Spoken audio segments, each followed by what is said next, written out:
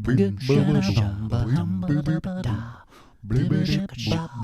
man doing a podcast. Real weirdos. We have English degrees. Real weirdos. We talk about movies for way too goddamn long. Jeff, did you watch that Star Trek trailer? No, I didn't. I told you I wasn't going to. But I wanted you to for podcast rage. Okay, cool. I can already give it to you. I don't need to watch it. I don't need to watch a fucking company sit there and shit and piss all over the greatest television show ever made, Star Trek: The Next Generation, and turn it into like Picard and whatever the new other one was, Discovery, and turn it into these violent gun fests of just mind-bogglingly stupid plot lines and things that none of these characters would ever have anything to do with. I mean, Star Trek Picard took a diplomat icon and turned him into like just ruined the entire character, stripped him of all his credibility. Fuck Star Trek remakes, fuck Star Wars remakes, fuck that shit. Let these series die. Let it die. But this one's a children's cartoon show. The best thing that Star Wars ever produced was Clone Wars. Yeah. And this looks bad though. This exactly, like that trailer. This trailer is crap. I can't even begin to think that they could replicate that type of beauty again in this era of Clone Wars. So I'm just not going to engage in any type of remake, reboot. I'm done. I'm over it. I'm sorry if that's an inflammatory thing to say. Maybe a lot of people are over it. I don't know. I don't want to digest that material anymore. I think people who think critically about art are probably over it. I think there's a lot of people who are just like, yeah, Star Trek, like it was pretty good. So Picard was pretty good. I've watched the newer movies. Star Trek 2009 has some quality production. J.J. Abrams definitely knows how to go pew pew pew pew pew. He knows a lot about that. He's good with lasers, but he's a good action director. Yeah, Chris Pine, I guess, does a version of Kirk that's okay. I mean, he's a much more like, I guess you could say, swaggery than Kirk. I don't know. This isn't a Star Trek podcast, so I'm not going into this shit. The movies are okay. The second one, the movies are all right. The second one has the worst script of the three. Yeah, Into Darkness nonsense is hilarious because it's Benedict Cumberbatch acting fucking dodecahedrons around everybody else. See, I thought he was just as cartoony as everyone else. I did not. I thought he was the only redeeming factor of that movie. Would you say that this anger would spur you on to like a crazy journey across the Southland Basin of LA, just going nuts on people? I mean, not in the unbelievably ridiculous cartoon satirical world of LA that this movie Falling Down portrays. That's right. We're talking about Falling Down today. It's a movie from 1993, starring Michael Douglas, directed by the great Joel Schumacher, who people will know from his seminal classic Batman and Robin. Good old Jolie Cobbler. And this is an Alex choice. So Alex, why don't you talk about what's the deal with Falling Down and why'd you pick it? So has been mentioned before in some discussions that we've had outside of the episode. It was made 30 years ago, but it feels a lot more real in the world that we live in today, or at least the world that is presented to us today. But the reason that I chose it was because probably the most timid and most like the sweetest person in my entire life, my grandmother, used to play this movie for us all the time when she like ran out of movies to show us. When we were literally children, she would put us in the TV room and just pop this movie in because she had the VHS. And wait, how old were you? I was like 6, 7 at the time. Oh my Lord. Okay. Yeah. And I don't know why. It was a movie that she thought was, maybe in her words, was like cute. I don't know why. She's an LA native, things like that. But like, even as a kid, when I would watch this movie, I would get these really strong emotions of like sadness and like despair from watching this film, which Well, yeah, it's fucking horrifying in a sense. yeah, it is. But like it is very easy to not see it that way. It's very easy to see it as like, oh, this is a fun little action ride that we're going on. But I don't want to step on your guys' thoughts about it too much. Well, but why don't you set up the plot before we go much further? so Cut. Real basically, quick. Let me take care of these fucking dogs. Sorry. All right, cool. the plot is basically a defense like engineer contractor. Who Oh, works we're waiting. We're waiting for Jeff. Oh, okay. We're just gonna hack this part off, or not. Do you have like a really erotic joke to tell me? We could keep this in. I don't actually. Fuck, Alex. I'm trying to keep content going. You're failing me here. Come on. The real weirdos. They expect something real weird, real kinky. Okay, do you think Michael Douglas is handsome? I've been trying to wrestle with that idea since we did the Fincher episode. I wouldn't bang him. That answers your question. Although that could be said of most dudes. I'm not gay or bi, but there are a few dudes who I'd be like, yeah, I'd probably get down with that. But not Michael Douglas, Mm-hmm. He's I don't know. He's not handsome, but he's not like he's not in Brad Pitt, Johnny Depp levels. That's for goddamn certain. Yeah, I feel like what's your take? I don't know. I feel like he falls in a strange tier sometimes where I don't know if it's his like personality that would make him handsome or if it was like his looks. I would say his father was more like classically handsome Oh than yeah. he was. But Kirk Douglas is like chiseled, sculpted man, yeah, right? Like action man. but something about Michael Douglas, I don't know. I feel like he fits in like maybe a Sean Penn realm of handsome where it's Yeah, like kind of weird. their chops or their personality makes them handsome. I really He's got a nice like spirit to him. I think that Yeah. I don't know is maybe like sensitive. He'd maybe be a sensitive lover. I'm not sure. What do you think, Jeff? What do you think, Jeff? Michael Douglas, yay or nay? Like to fuck him? Is he handsome? He's like a mummy now. No, not now. He looks like a living corpse. He's like 75 now. I mean, like in the early 90s. In falling down? No. That was Alex's Yeah, question. he looks like a dickhead dad. Like, no. Like, are you kidding me? He's got a dad bod in this movie. This was his best fucking form. No, I'm cool. I hated Michael Douglas in this movie. Okay. Well, we'll get to that. We just we were making content while you were dealing with dogs Cool. Yeah, to keep it going. I have no idea what the fuck's going on. It's all good, man. So Alex, what's Falling Down about?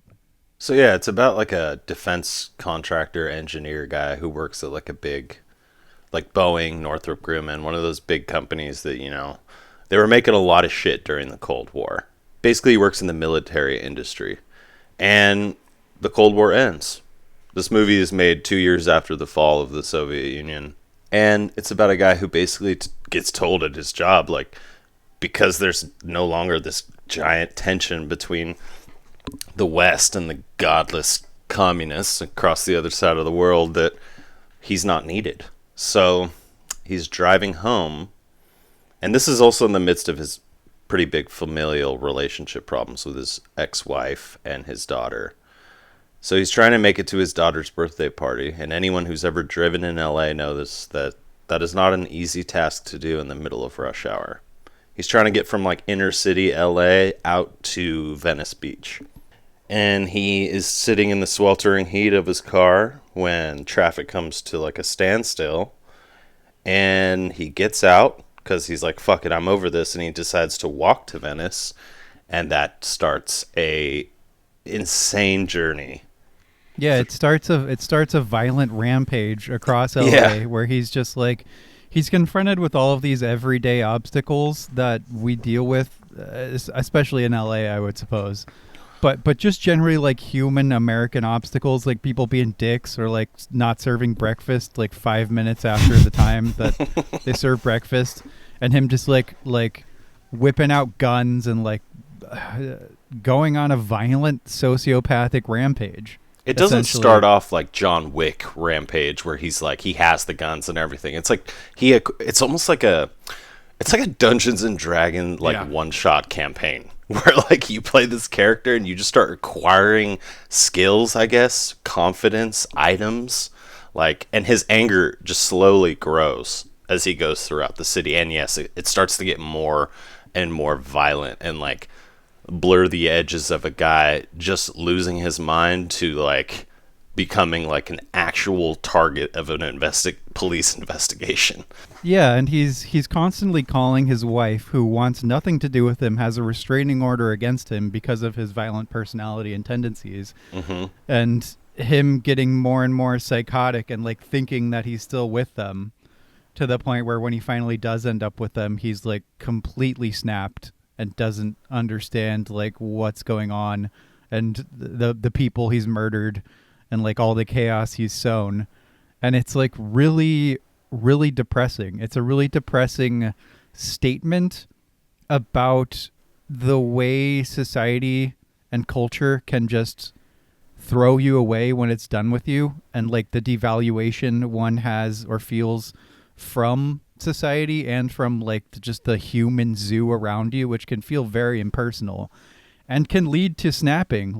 Part of the reason why I said in the notes that I sent you guys before is that why this feels like an even more timely movie today than it did 30 years ago is because people are snapping like this every fucking day these days. Mm-hmm. More and more, especially in America. Exactly. We have we're almost inured to the fact that there's violent rampages every day gracing the headlines. Yeah, I wasn't sure. I liked this movie, I think, but I was very on the fence about it, and I still kind of am, because I enjoyed watching it. I actually did like Michael Douglas' performance. I thought it was pretty nuanced and textured and interesting, and I do like this commentary because it's a very true commentary about how modern life can make you snap. Mm-hmm. But I don't know if that's enough to justify it. And I also, like I said to you guys before, the reason I sent you guys the commentary that I did before the episode for the sake of conversation is the way that this film was presented to me throughout the years, and this is the first time I've actually sat down and watched it, was people saying you got to see this awesome movie, this shit's really cool, he goes on a rampage, and I'm like, all right, that sounds fun, but I didn't understand what it was, and the fact that it's been presented to me in that way for so long, I feel is a problem, because this is not a kind of, these are not actions to be lauded.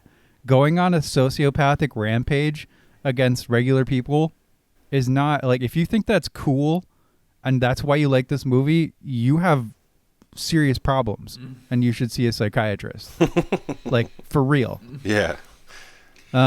Jeff, what did you think of this movie? Falling Down is a very interesting film. I kind of agree with you, Jesse. It was a movie that I didn't quite know if I liked or hated the whole time I was watching it. There was times where I kind of wanted it to just end, and then there was times where I was like, okay, well, the story is picking up and I can get along. The second half of the movie, the second and third act are definitely, I feel the stronger part of the film. It's a little slow and kind of sloggy to start. I do agree with the RPG narrative. I very much saw him upgrading his gear. He gets the bat from the store clerk, and then he upgrades to the switchblade, and then he upgrades to the guns, and it's but the way that the world is portrayed is, I love the way LA is portrayed. It captures the heat, the smog, the color, the weird kind of sepia color that LA is at all times because of the haze. It captured, and I really liked how when it would do these big wide shots of LA, it would be jungle music playing. And it was very much the concrete jungle, this is the jungle, this is where animals live. And you become one of the animals. You either become predator or you become prey. And that's where I was kind of seeing, is when Michael Douglas is I'm the predator now. I'm done being prey. And I think that's where a lot of people will latch onto this character, like a Taxi Driver, like a Joker type movie, where I start identifying with the villain, and then there's supposed to be a change. I kind of believe that there's supposed to be a flip where you're okay, he's the bad guy. Now I really like Robert Duvall's character. but and it does that well. But the danger in that is I think a lot of people don't do that flip, and then all of a sudden it's like, no, I'm on Michael Douglas's side. He's the one fighting back against a rather poorly. Just put those two words together. That's staying in. A rather poorly portrayed version of the kind of seedy world that is LA. Like it felt very satirical the whole time. All of the villains felt very cartoony. They were very much exaggerated versions of like the LA gangster, but in the wrong way. Or the Nazi guy who runs the little like pawn shop. It's like how many offensive words can we make? Shop. Yeah, how many offensive words can we make this guy say in like the little bit of screen time that he has to make sure you know he's a Nazi? They really beat you over the head with these archetype of villains, and it's like, yes, movie, I get it. Like the world is kind of gnarly sometimes. I try to like to keep a positive attitude about it, but yes, it is a little gnarly, and there's an aspect that is true about all of these characters that he interacts with. There is the shitty, annoying fast food employee that's like, no, we don't serve it. It's 11:35. Fuck you. It's like, but Big Daddy already did that, I think, funnier. And like, that's Adam Sandler.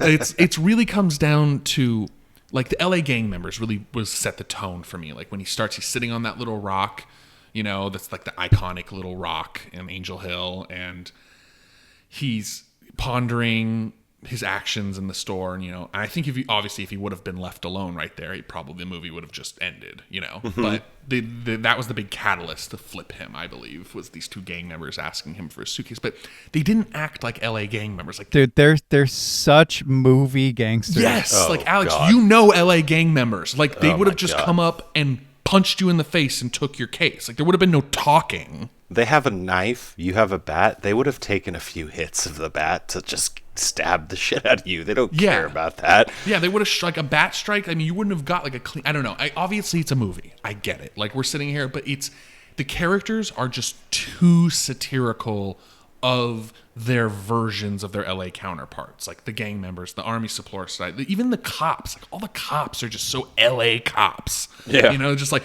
so handsome and tall and open chests, and no, we don't give a fuck about anything. Fuck you, Pendergast. Like they're just all like bro-y cops. Like everybody is a satire, and then the camera turns, and you have now all of a sudden this like really dark, intense, real story between a man and his family, and it switches between these perspectives too much for me. Well, this speaks to Joel Schumacher as a director who, I mean, I haven't seen all of his movies. I've seen enough to know that he can be pretty tone deaf at times. This is probably one of his better movies. I would say. I think it's up there. But yeah, the satirical, it almost feels like this is trying to be a black comedy that's not funny. Yeah. If that makes sense. Yeah, there's a lot of scenes like that. Like when the two gang members are yelling at the girl, they're like, shut up. And the other one says, shut up. And then they say, shut up at the same time. It's like, wait, what? What is this, like a National Lampoon's movie all of a sudden? There's also, I want to point out this plot line. So he's doing his trail of rampaginess across LA. And Robert Duvall, as a cop, is putting it all together, and it's his last day on the job. Have you heard this before? Yep. And the movie points this out. It's like, oh, your last day on the job, cops get killed, blah, blah, blah. And I almost wondered while I was watching it, like, what is the point of this plot line, right? Because you have, like, what's the arc here, and how does it relate to this overarching narrative? Because Robert Duvall, it's his last day on the job. It's set up that he has an annoying wife, and their child died at some point from sudden infant death syndrome when she was 3 years old, which is strange. But the payoff to this is like Robert Duvall, for one, he is the hero at the end. He talks what's his name? Michael Douglas down. William Foster is his character's name. Oh, okay, William Foster. He talks him down and plays the hero at the end. But the big payoff to his character, and this was so 90s to me, was like after being annoyed by his wife the whole day on the phone, he tells her to shut up and I'll be home when I get home. and make sure my dinner is hot and ready. Keep the skin on that bird. He hangs up the phone and gives the weirdest fucking shit-eating smirk I've seen in quite some time. And I was like, what? Was that supposed to be funny? Maybe it was funny in 1992. It was very B-movie moments. It was so a very B-movie. Dated. Yeah, it was. It was dated for its time. Like, I don't even think that like that would feel dated even in 1993. Like, that was such a what was that show? I'm not good with like sitcoms. What's the one with the Married with Children? Yeah. Right to the moon. It felt that kind of thing. Like, he was just like, I'm going to tell you what to do because you're my wife and I'm the husband. I'm now attaining the role that I was supposed to have in the beginning, thus creating a more rounded character arc. And it's like, what? Yeah, and that's his character arc. And you're like, okay, what does this do for the movie? That's my question to the two of you. Like, how does this fit into the narrative, or does it at all? I don't think it does. Does his arc? I think that it does, but I think it goes off of something that Jeff was saying, where you have these two men who are from a time, steeped in a time, if we can say that, where they're used to like social guidelines and expectations to be followed, and they're from times that are very old fashioned, as we're like, they're outdated as they start to move into the 21st century. And that is kind of where I see both characters coming in, where you have these bro-y cops who Robert Duvall is just like, this isn't the way, like, this isn't good police, right? Like, this isn't how you're supposed to do it. And I'm I'm like slowly eking out my retirement in this world that is changing and feels like it's crushing me. And the whole movie, he's like, I have to be soft and sensitive to my wife now. And then with Michael Douglas too, it's like, they come from these worlds where they think that there's these social contracts that will like take place, you know, like, this is the way that life is supposed to be. Like, you don't charge a man 85 cents for a can of Coke and stuff like that. And it's like they're getting hit with this reality of like, no, the world is changing and you guys are like getting left behind. Okay, I like this reading because I like this a lot. Yeah. So I have a quick question though. It's just burning in my head. So are you trying to say that these two characters are parallels of each other, and that one is handling the change of the new world, the changing of the guard? Robert Duvall is handling it more elegantly than Michael Douglas. These are two versions of how to handle becoming, as they say in the movie, economically not economically viable. Mm-hmm. I think so. Okay. That's a great read. Yeah. that was my exact same thought. Okay, sorry. I was just burning in my head to ask him that the whole time. Yeah, me too. That's why we were stepping over each other. We were both like, want to say it because we both have short-term memory that's fucking awful. Like, I gotta get it out right now. Or forget it. Yeah, no. I like that read. That definitely is a more strengthens the narrative. Yeah, they're both being picked on by the society that they live in. One of them breaks, and one of them handles it, and is like, handles it in a sensitive way that makes the movie end in a quote unquote satisfying way, I suppose, or like the best way it could have ended. I guess it feels like a team movie. Like, I'm Team Bill or I'm Team Pendergast. It's like, or Prendergast. He has the dumbest last name ever. I had to listen to it like five times. Is it Pendergast? Because Pendergast is a common surname, but Prendergast? It's like, what the fuck? Why add the R? I know. But yes, it's like, it seems like an either or movie where you're like, whereas in, as far as most of the way that this movie's presented, because I was presented this movie very similarly to Jesse, more through the media than through other people. I would just see like this iconography of this guy in the button down white collar outfit with the briefcase and the shotgun, like the movie poster art, or the scene where he's like pointing the Tech 9 at the dude on the ground. It's like that like low down shot. That's such a famous shot right there. Like, I've seen that in so many different memes and other movies and references and people dressing like him.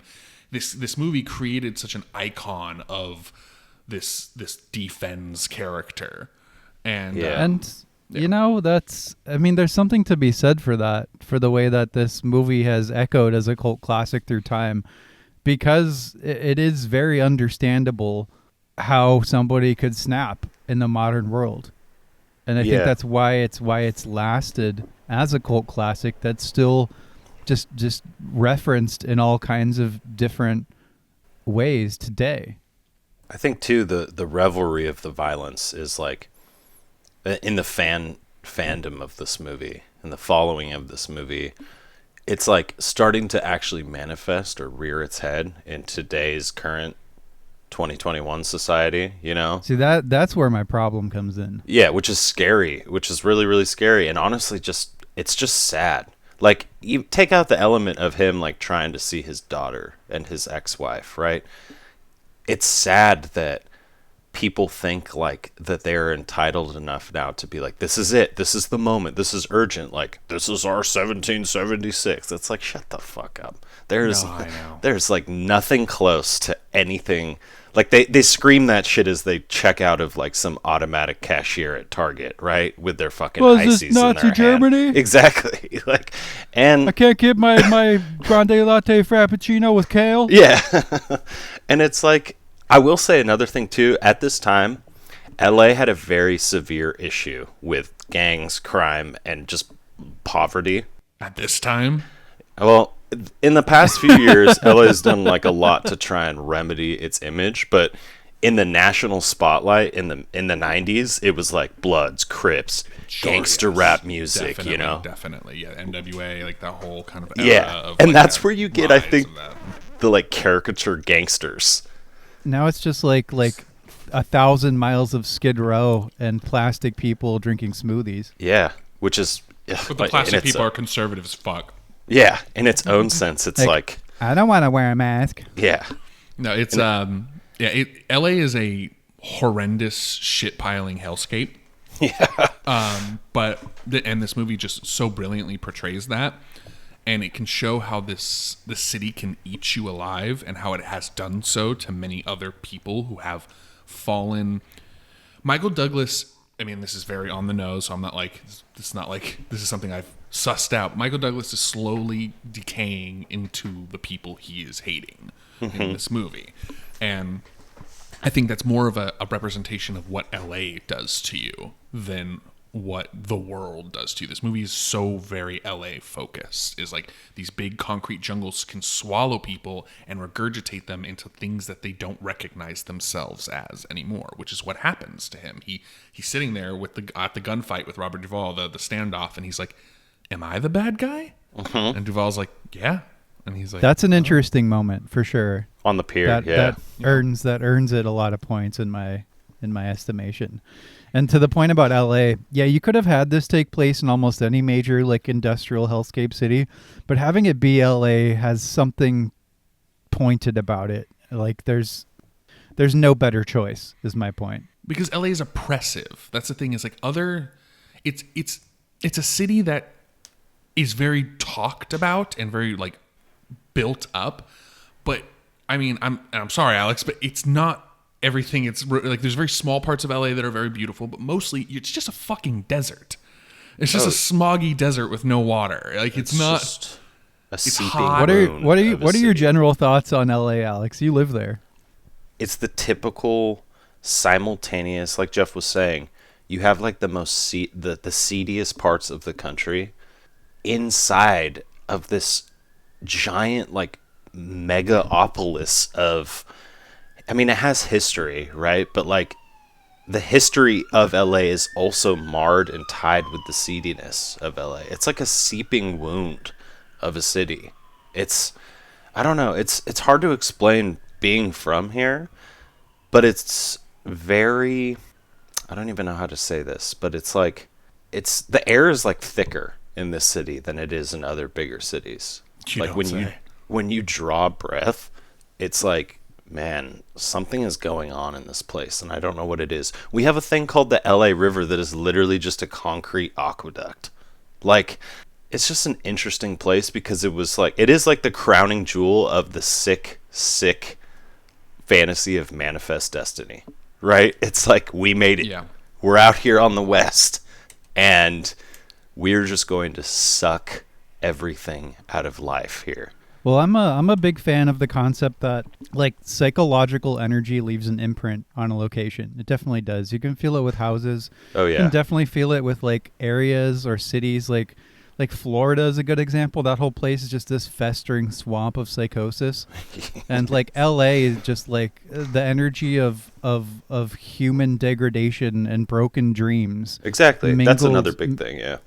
Mingled with this like I don't know, like the richest, hoity-toityest, strangest society in the world that was birthed from Hollywood. That strange mingle of energy is very unique to LA. It's a city with very little middle ground. It's a city of extremes. It's either on one side, you're either super impoverished, Skid Row type stuff, or you're, living in Beverly Hills. And that's not actually the case, but that's the aesthetic that LA has cultivated for itself. It's almost it's like when you fly over LA, it's like when you look down on it, it looks like a bacterial infection on the land. It looks like cancer. And cities in general look like that, the way they kind of spread out like a cancer. But LA, everything around it is desolate. You can see it's aftershock. It's creeping out and like grabbing resources all around it. And you can see that it's like starved for water and smoky and hazy, and like that's so captured well in Falling Down. Like they captured LA and that oppressive haze and the heat. Oh my God, everyone's sweating in this movie, and you feel that. And it's like, that's amazing. The aesthetic of this movie is top notch. It's just the screenplay leaves a lot to be desired. Yeah, I don't know. I'm still on the fence about it. For it having a lot to be desired, I think it does and it doesn't. Like I think, like I said, the reason that it's echoed for so long and still remains such a cult classic is very seeable. It's very graspable. You can see it in Michael Douglas' character. Like I said, the news reports of people going off the handle all the time now. But I wonder if this is a useful movie for society to have. You know what I mean? Like we were talking about this earlier apropos the Joker.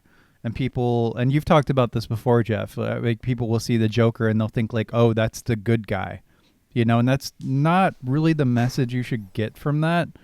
It's more like how the ills of society can create a psychotic person. And that's the takeaway. The takeaway isn't like, just go on a rampage and that's cool. Yeah, exactly. And that started with Taxi Driver, like Taxi Driver kind of started that where like everyone really identified with that character and really wanted to be the one that took out the phonies and took out, but it's just not. Yeah, 1970s New York also had that image, right, of just being like the mafia and the gangs and stuff like just that. Infested with drug users, and like it was dangerous to walk out on the street. Taxi Driver is just the best version of that. Yeah, exactly. Yeah, it's just it's done perfectly. Yeah, Taxi Driver I think has less of the bleed through of I'm a Travis Bickle kind of thing, because that movie is so brilliant that it's hard to. A lot of I think people it's a hard. identify with Travis Bickle, man. Yeah, well, I think there's it's so many people sit in the mirror. You talking to me? Yeah, maybe. I don't know. Classic. I wasn't alive when it came out, so I can't exactly say. And maybe it's just the fact that it's just such a better movie than anything that's ever tried to do it. That kind of thing, you know what I mean? Yeah. Well, it was such a unique idea at the time. Well, not super unique, but like so uniquely told. And I think a lot of people try to capture that essence again because it's a good story to tell. And Schumacher, and it's a very human and American essence. I loved the family narrative. Like this, when he would call her and the things he would say were terrifying. They were like, they would like twist my stomach, like the way he's like flat delivery, and she would like be like, "No, don't come here," and he'd be like, "Oh, I'm coming." Yeah, I know. It's like, whoa, like that's fucking terrifying. And then we go to like an almost slapstick scene in the fast food joint of him like holding it up, like, "How's your meal? How's your meal?" I didn't mean to. Trigger sensitive. Yeah. It's like I get what's going on. I get that these things that you're showing he's not a criminal. He's like learning this as it's happening. But it's just presented in such a silly way that's hard to take serious. I like the That's scene where he's describing back though when he gets the burger and he's like, "What is this?" Oh yeah, I mean Look at that thing. It's nice, plump, juicy, crisp lettuce. He's like, what is this? And have you noticed that it's a constant theme that the children are the Yes. ones who are so innocent and naive to the world around them and the things that are oppressive that they approach each situation not quite understanding the gravity of it. You have like him sticking up the whole place and he's like, can anyone here tell me? And the little kid like raises his hand. Yeah, And then you have him trying to shoot the bazooka. And you have the kid like telling him how to like open up the fucking bazooka and like how to play. And he's like, oh, you press the trigger, but like aim it first, man. And he like shoots like. Do you think that's a comment on like desensitization? I think it might be. I think it's more just a comment on how children are blank slates, and it's about what they're exposed to that then like creates who they become. Like these little moments in their life that they're, because the whole time with the final scene with his daughter, I'm like, this little girl's like scarred for life.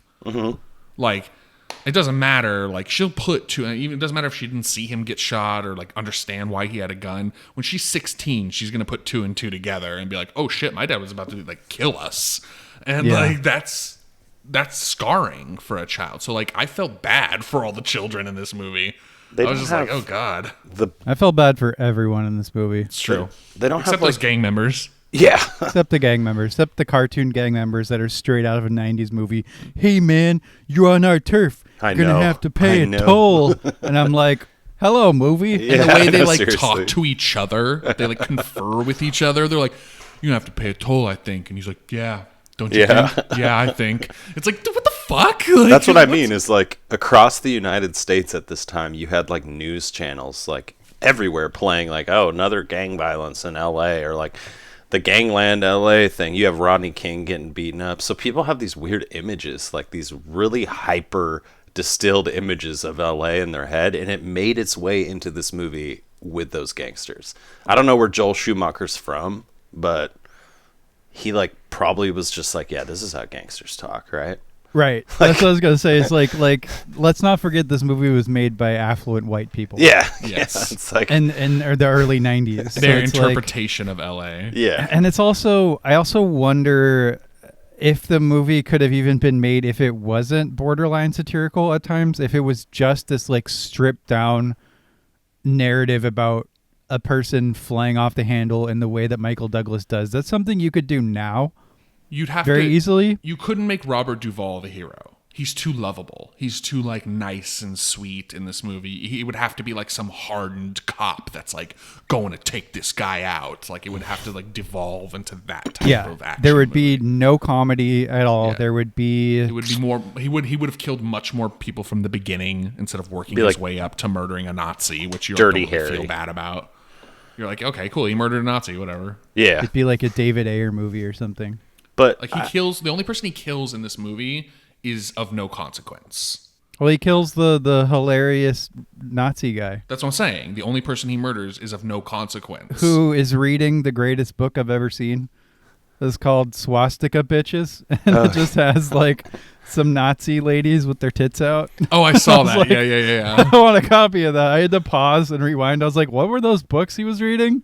And I was like, that's funny. I was mean, do funny. you think those were real books, or do you think those were just No. like props? Yes. Okay. the I don't movie know. is- Actually, I don't know. Like, obviously, there weren't real versions of those books. Do you think those were real, like, books at one point in the Nazi world that they like recreated in the prop? Like I don't know. Nazi smut. I'm looking up if Swastika Bitches is a real book.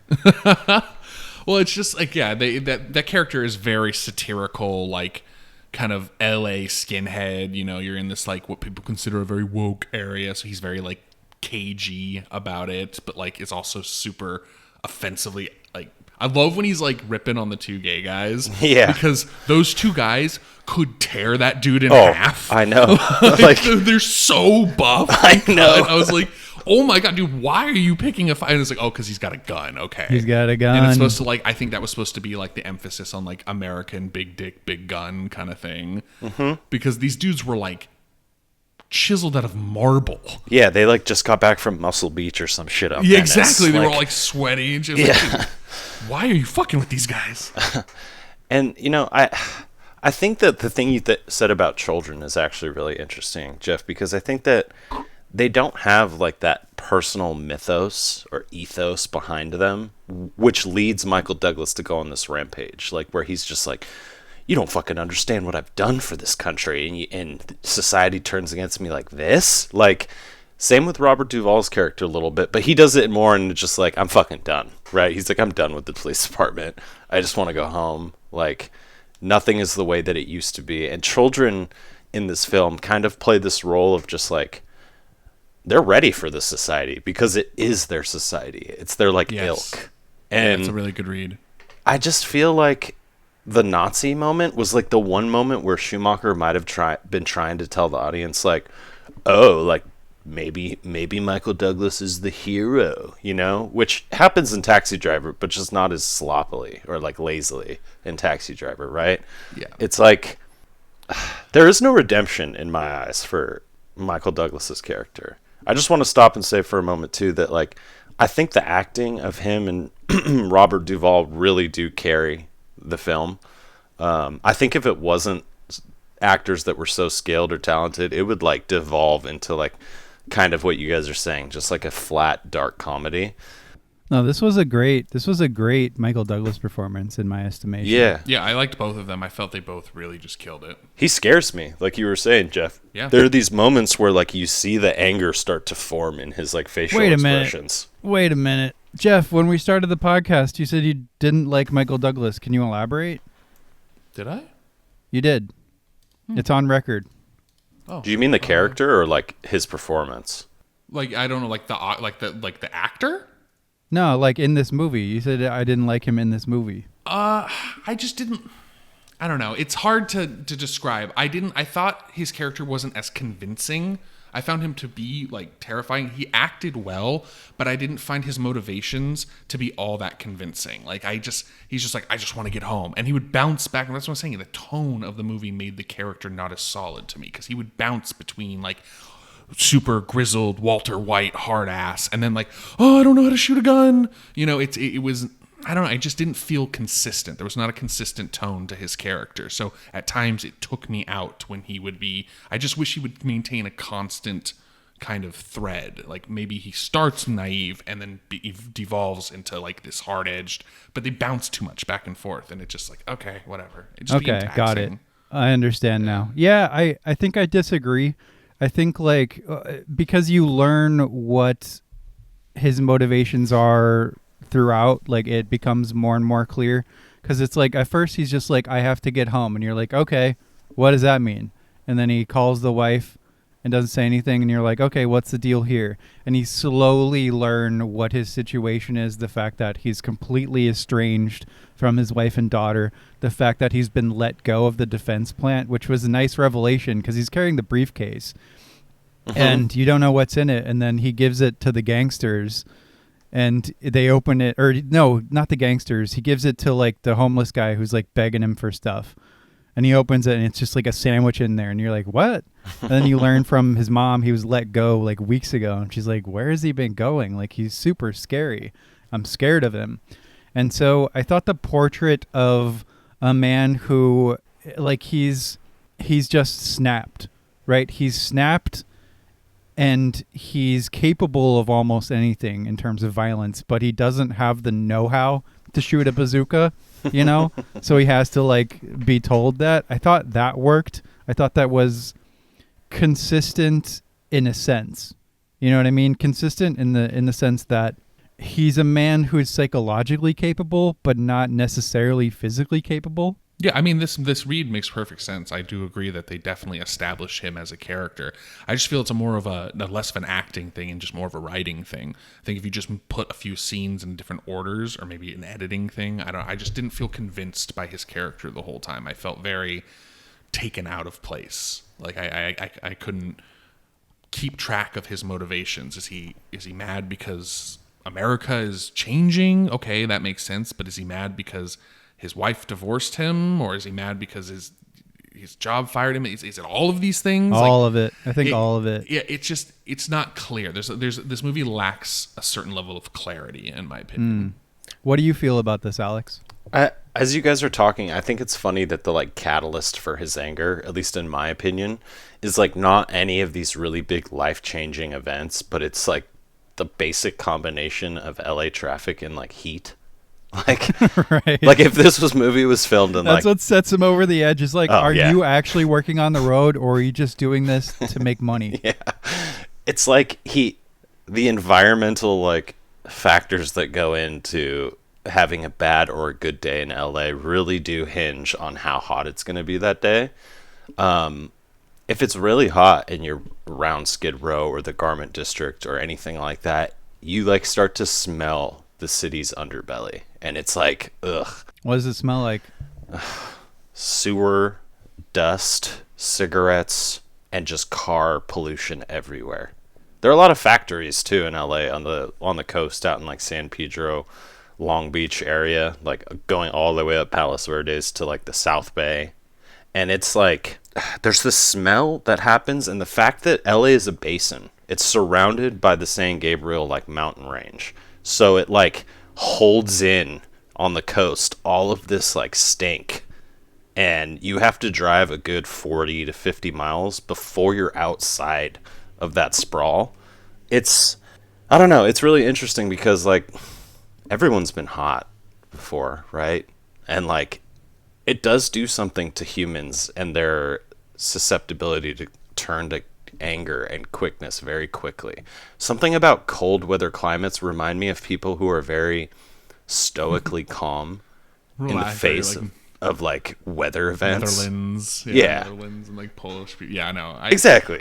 I think I think it's not just the heat and the traffic. I mean, those are two major factors, but I think it was just the infection of society around him, because you have the two guys like arguing loudly on their car phone, like just top down, like two very LA executive looking dudes. Yeah. You know, you have like the guy up like in the front, like ogling the chick on the board. What is it? The billboard. You know, he's like looking around, observing.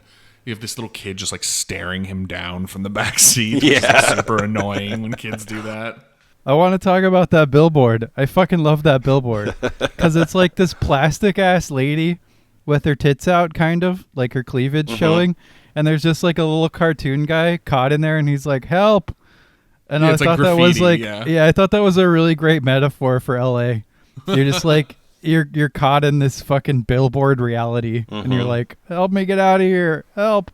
I don't know. I just thought that was funny. They see that board again as well, and it like helps Duvall's character like figure out Defense is like that was the car that he helped push in the beginning. It had almost like a Guy Ritchie kind of feel to it, like pre Guy Ritchie. Oh, you know, yeah. like had this like almost like where like Duvall is like putting together pieces that he's already been a part of Through like a comedy of errors.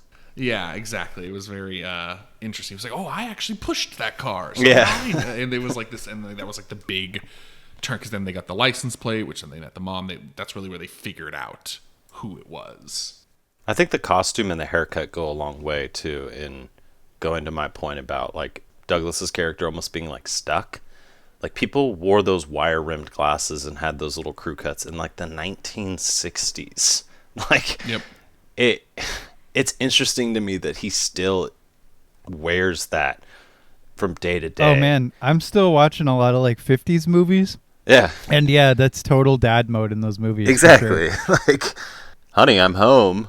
He just has this aggressive dad energy the whole time, and it's just so like you could tell that he was just a horrible husband. And like the scene that really gutted me was when he's watching the home movies. Yes. Yeah. Oh yes. man, that hit Describe me. it. Describe it. Because Jeff. so he's broken back into his house. He's finally made it home, and just his wife and child have narrowly escaped him through the back door as he's going in. And he's frustrated that they're gone, so he sits down and watches some old home movies of a previous birthday. So it's the point, is he's trying to make it to his daughters for her birthday. So he's watching a video from a previous birthday, and he's seeing the type of man that he is. He's getting a small window into how other people see him, but it doesn't quite go anywhere. But the scene itself still is very, very heart-wrenching, and he's basically it goes somewhere a little bit, but he bought her a rocking horse and she's a baby in this. His daughter, she's like 2. She's probably like 3 or 4, I would say, in the movie. And I mean, in the present time, but the movie he's watching, she's like probably 2, 1. She's a little baby, and he's like, "Put her on the horse." And the wife's like, "She doesn't want to go. She's crying." And he's like, "Put her on the horse." He's like very aggressive, and then like his wife's pissed. And this is where it hit me, because as an angry guy who's been married for a long time, I've done this. And he goes, she's like pissed off because of his attitude.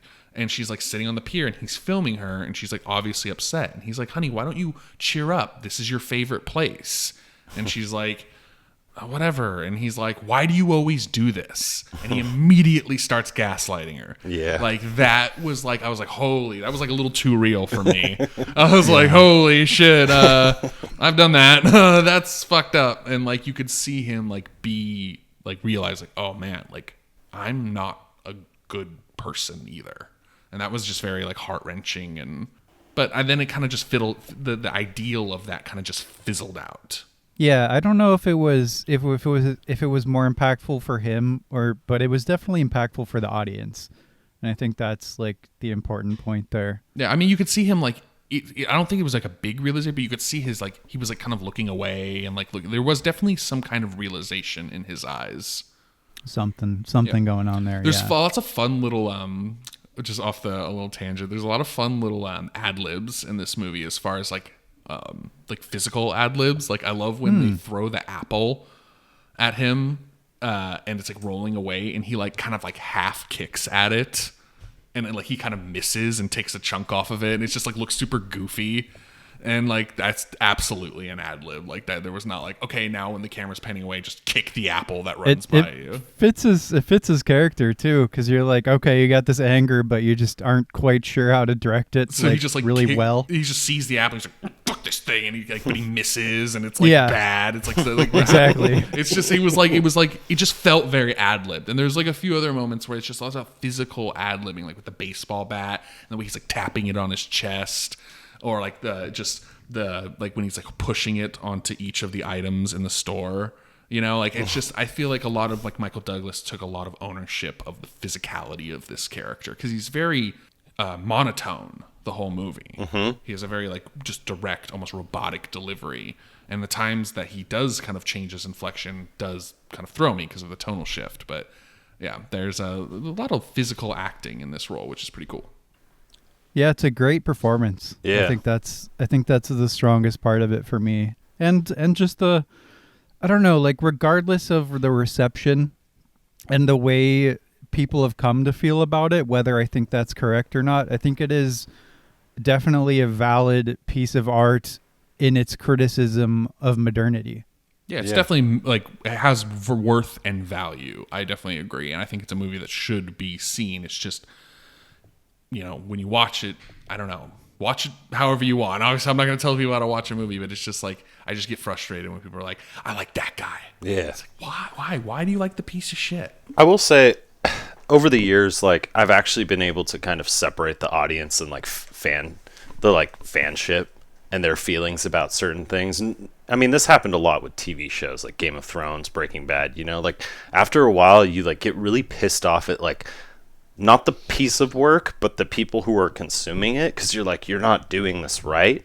But I've been able to kind of take movies like this and like hold it in a little special place in my own like mind, where I'm like, this is what this movie is actually about to me. And I don't know, I don't let the voices around me influence it. However, again, I didn't have the same experience as you guys of people recommending this film in that way, right? It was just like my grandmother being like, "We're gonna watch Falling Down, sit down," throws it in the VHS player, and I'm like, okay. Like, yeah, well, my interpretation and the way I absorb a movie is definitely just based on my past experiences in general. Mm-hmm. And it's like, while I commend the fact that you're able to separate it, it's just, for me, like, art has a purpose, and when the purpose I feel is being carried in a way that's negative to the idea and the foundation that the art is trying to represent, it's like someone has to be like, please don't interpret the art in such a negative way. Like, you're open to your own interpretations, but like, please don't take these beautiful narratives and twist them into like stories about how cool it is to kill people. Like, just please don't do that. Yeah. That's why I gave the preface that I did. You know, it's like, and that's not the movie's fault. The movie knows what it is mostly. Yes. It's not a perfect movie. It definitely has a lot of problems, like some tonal things. I think it gets muddled, but I think the core of it has a really interesting commentary for sure. And that has value. It is unfortunate that it's been thought of the way that it has, you know, or perceived in such a weird way to me, you know, where it's like the glorification. It's like, no, this is not about glorification. This is a horror story about somebody like just snapping, losing their life. Yeah, exactly. Losing their mind, losing their life, losing control. And I don't know if it's because it's falling down. And I don't know if it's because it's presented in a sort of like dark comedy way. Maybe that has something to do with it for people's, like, the distance they have from the reality of what's happening and their ability to see it as like a funny, fun thing, which is strange to me. I don't know. So it's an interesting movie. I'm glad I watched it. I recommend people see it, but like, know what you're watching. I don't know. I won't do this a lot, but Roger Ebert, like, he liked this movie when he came out, and I feel like I just have to read the end of his review here. Okay.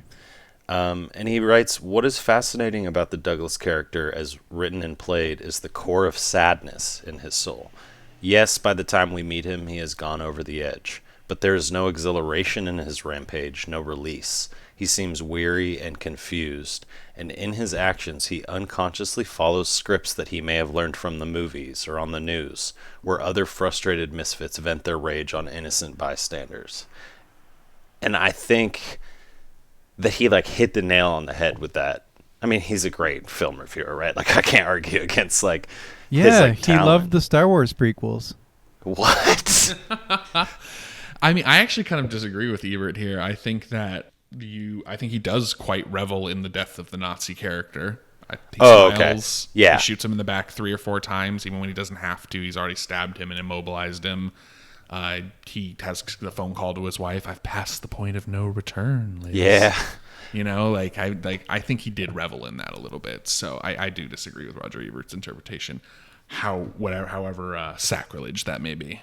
I think that the worst part about this movie for me is it's obviously a big endeavor, right? If you're going to make a movie about society, it's like you're going to tend to kind of get wishy-washy with your like focus, and you're like going to have like so many things that you're trying to say. It's like when someone writes an essay and you're like, you need to focus because you have so much that you want to say that like you just kind of go off the rails on some of the narratives that they're trying to build up.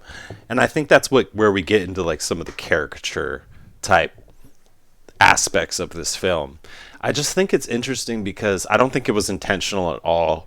I think that Duvall and Douglas are like some of the most realistic characters I've seen in the movie world, in this weird setting, like you guys say, that feels so just like, yeah, it's like the essence of LA. It's like what you would buy if LA was like a perfume, right? And they distilled it down into this weird, like, concentrated type of concoction. But sure, I will say, I agree with both of you about movies that are violent today. Way to play the fence. Yeah. I just feel like I guess I will say, I'll take back what I said about the audience affecting my view of films. Definitely with The Joker that came out. I was just like... that was the same way. That was kind of where I pull this from, too. It's like, it was such a good movie that kind of it was devalued because of the audience interpretation. And that was such an unfortunate thing in what I felt was a very strong film.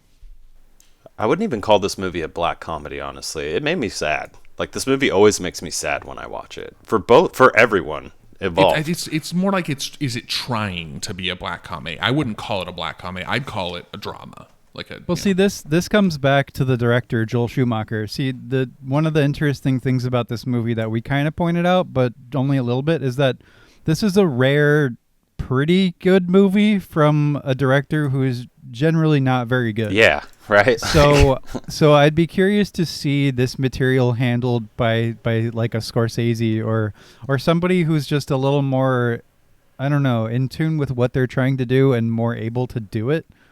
You know? Yeah. Yeah. I mean, we've seen that. I mean, it's called Taxi Driver. Right. Exactly. I mean, that's fair point. Yeah. it already exists and in quite a perfect form as well. So, I mean, he did 8mm, which I thought was a pretty okay movie. I have not seen 8mm. It has a god awful critical reception.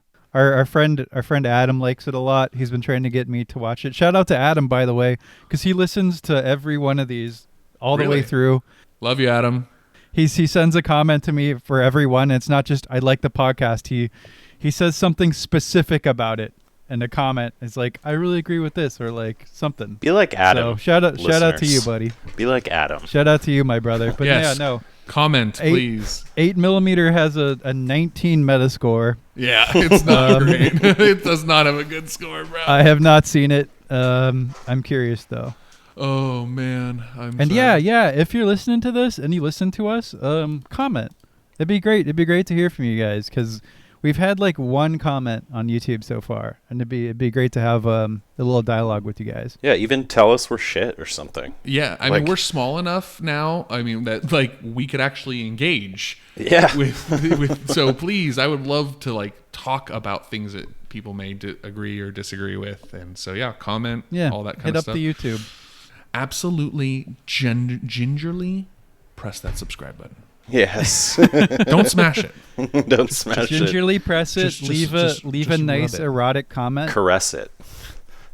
Yeah. Do we have anything else to say about Falling Down? No, I think we've pretty much covered it. Anyone got any recs? Alex, you got some recs?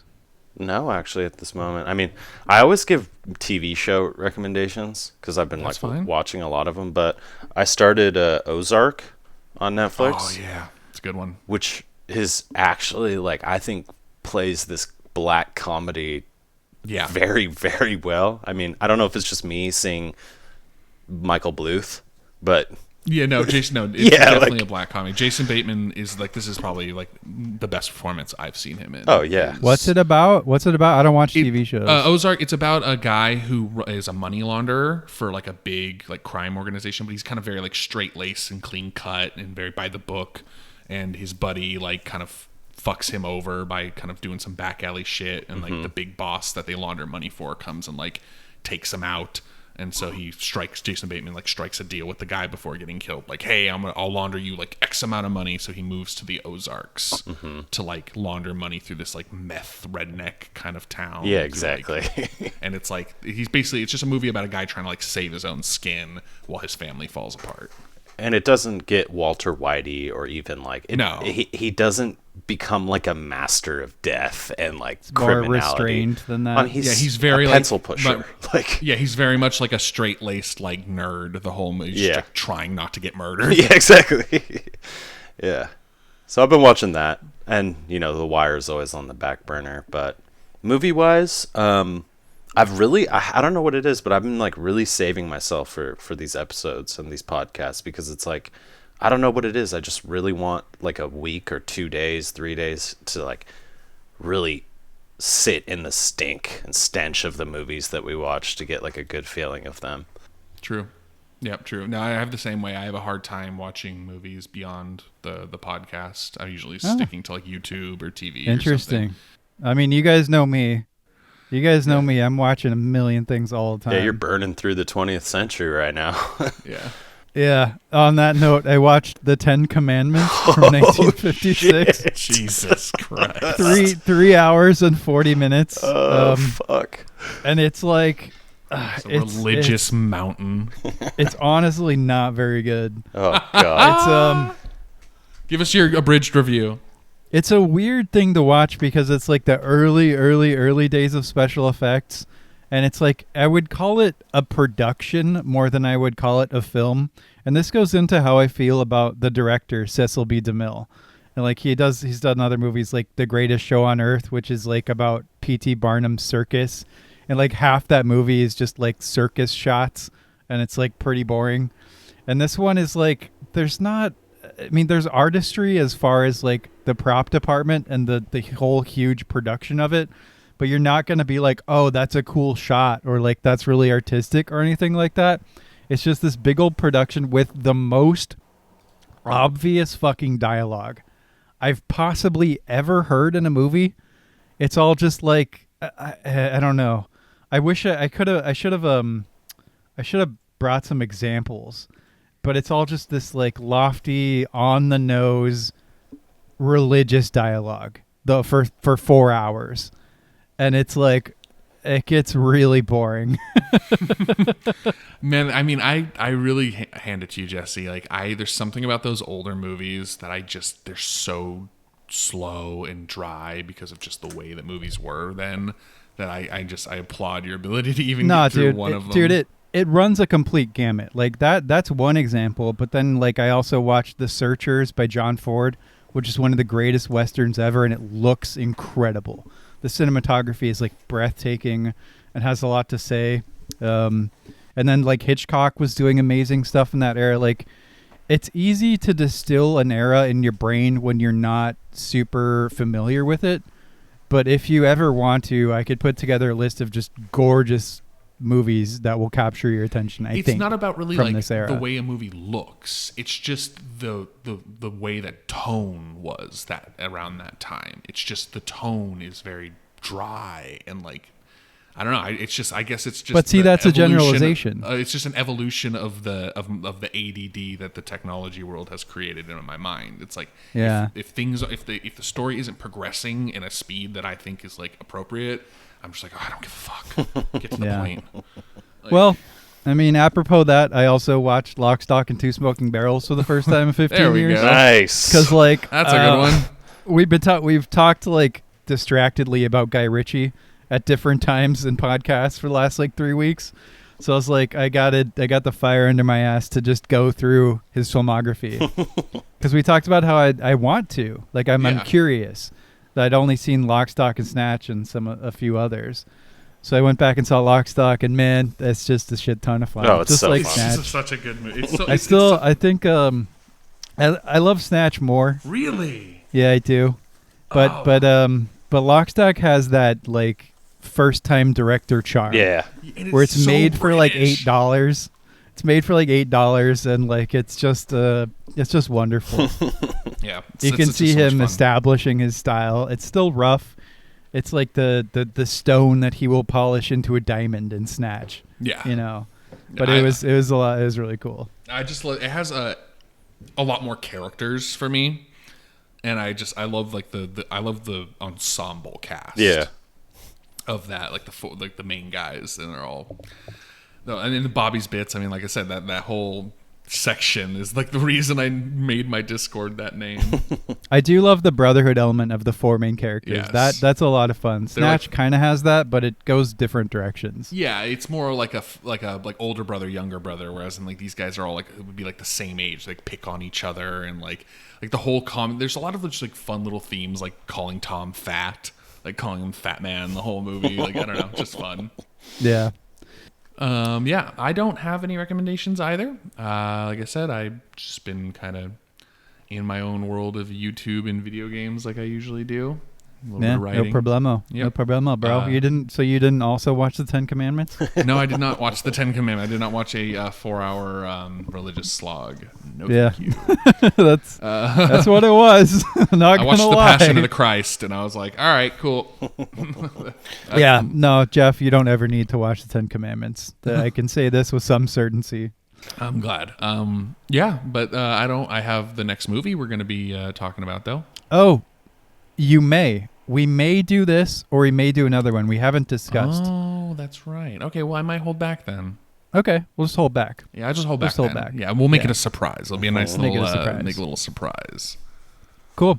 All right, everyone. Thank you, boys, for joining me as always. Yep. And thank you to the listeners. And leave us a sexy comment. Exactly. Oh, please, thank Do you. it. All right. And we'll see you next time. Bye-bye. Goodbye. Chicka chaka chapo. Now our podcast is done, and we have to run. We know it is sad, but we had so much fun. Don't be bereft, Jesse, Alex, and Jeff. We'll be back real soon. The Reel Weirdos. We talk about movies for way too goddamn long. Bo bo bo bo bo bo bo bo bo bo bo bo bo bo.